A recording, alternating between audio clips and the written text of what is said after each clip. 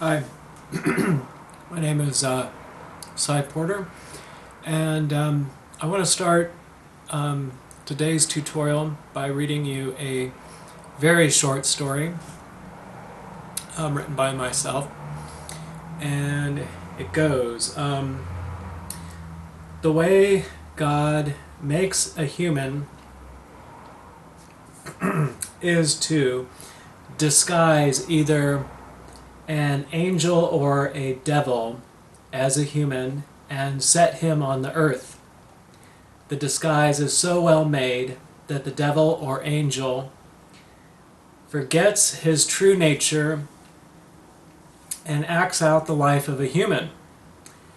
The way the human acts has little to do with whether he is really a devil or an angel. He could be a devil who behaves himself, and conversely he could be an angel who plays the part of a crook or overlord. And angels and devils never die, but all disguises eventually wear out. So in old age, either a devil or an angel becomes visible through the disguise. So that's an example of a very short story. And so as you keep a writer's journal, a really effective way of building up those creative muscles is to write the very short story. What I really like about very short stories is that they really, what I like to call plot mechanics really becomes what the very short story is all about. And it's easier to look at plot mechanics working in a very short story than in longer stories. And also, the thing about it is a lot of, any studies you might do on creative writing have to do with techniques that have worked for others in the past. And a problem with sticking to those too closely is it rules out originality. So you want to be original, or at least personally I want to be original. There's no fun in redoing a story. It's like, if a story's already been done, why redo it? It's already been done. So there have been different trends in kind of like, not completely, but to a certain extent, retelling some stories or reusing plot mechanics. And I mean, plot mechanics, you can understand why they work. You have, what's a good one? The once victim, gains power and seeks out vengeance on the unsuspecting, crooks, as a plot line. I mean, that is very effective.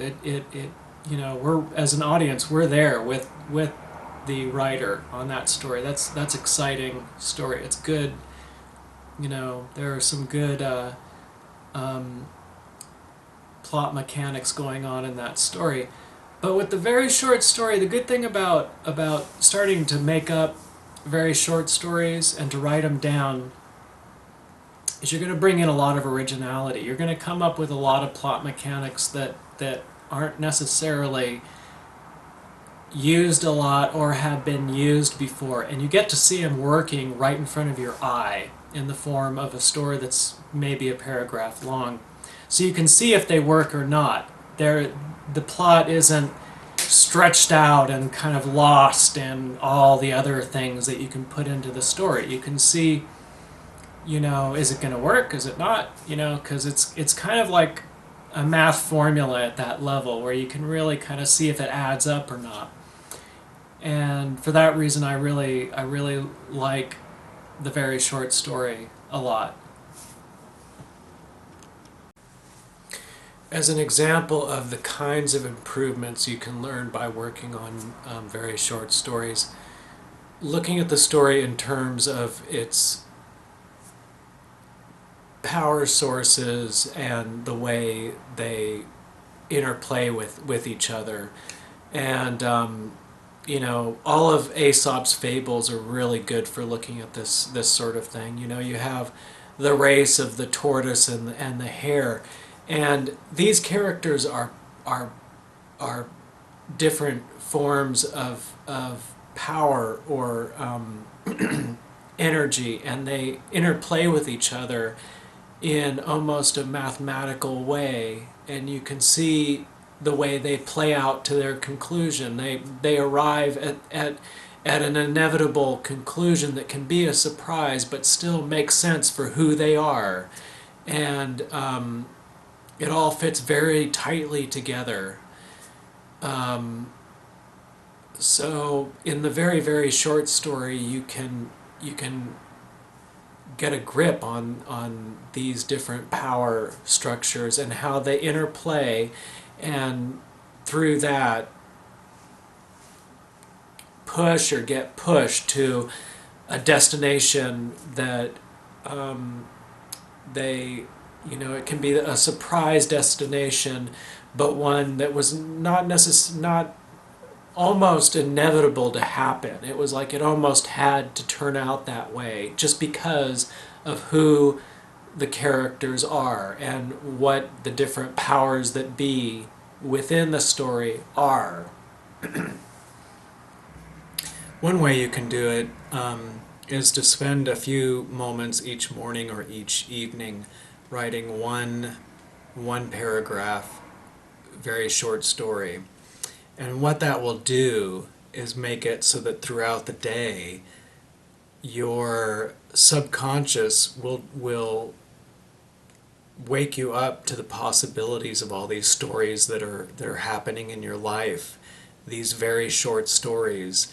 And so if you do one draft on these stories one time each day, and most likely they're going to turn out not very good, you know, just if you, when you're first starting, just on the spot, one paragraph, probably won't really have a very great, you know, it won't have a great conclusion or anything like that.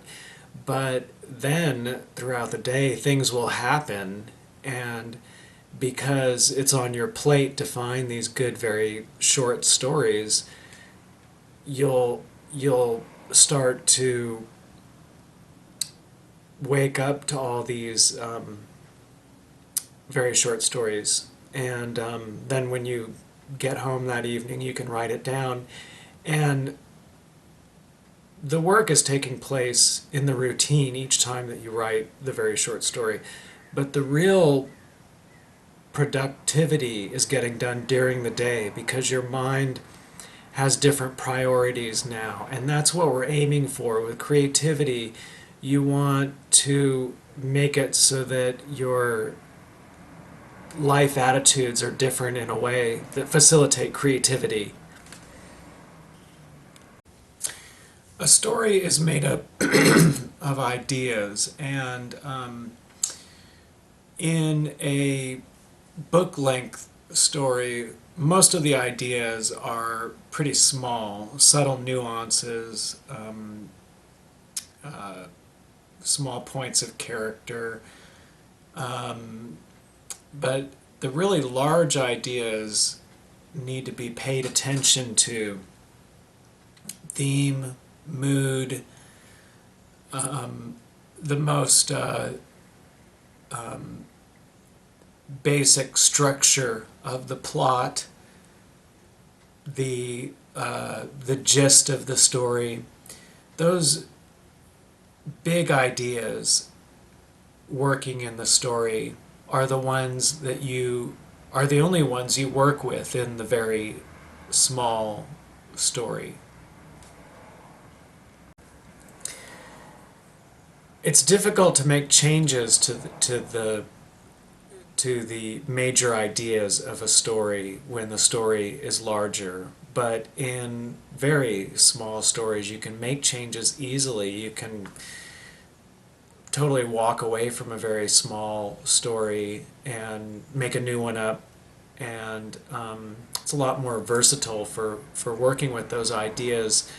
That it's really important to get good at working at theme, mood, most basic, the most basic of the story structure, those sorts of things. Because when an audience walks away and says that the story just was missing something, or didn't have heart, or was empty or shallow, a lot of times what they're talking about is a lack of attention paid to the big ideas working in a story. One thing that I think is neglected in a lot of creative writing is in creative writing instruction is the ability to make things up. That is an ability that should be exercised and practiced, and it's the difference between being a creative writer and being a storyteller. Well, I don't know about you, but the very short story is just an exercise, like stretching for me. I want to work on the larger projects, but one thing I've noticed working on the larger products is how important it is to be able to look at the some of those bigger ideas, to be able to look at the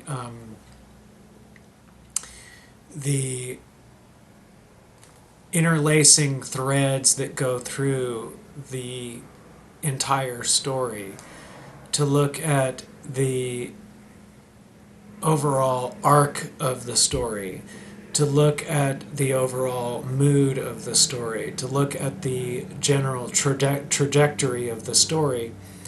And I realized that being able to look at those things in a story, full of detail, full of, you can't see the forest for the trees, full of trees, to be able to see the underlying, themes, and that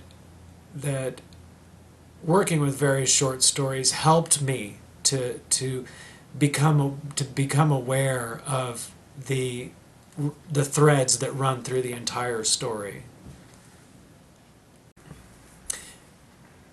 So when you're working on the very small story, you're working with the essential ideas of a story.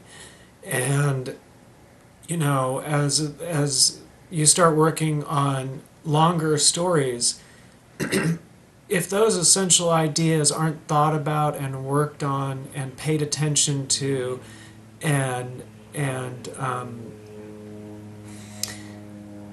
built in such a way to optimize how they work together, that story is not going to work no matter what you do to it, no matter what amazing characters you put in there, all the amazing ideas that you can be working with. If you really want the story to fly, a lot of attention needs to be paid to the essential ideas in the story. So I hope that's helpful, and I hope you have some good writing. The reason I make these video tutorials is to get the word out about my own storytelling my own storytelling film at solimation.com. So please return the favor and check out one of my videos, and have a good day.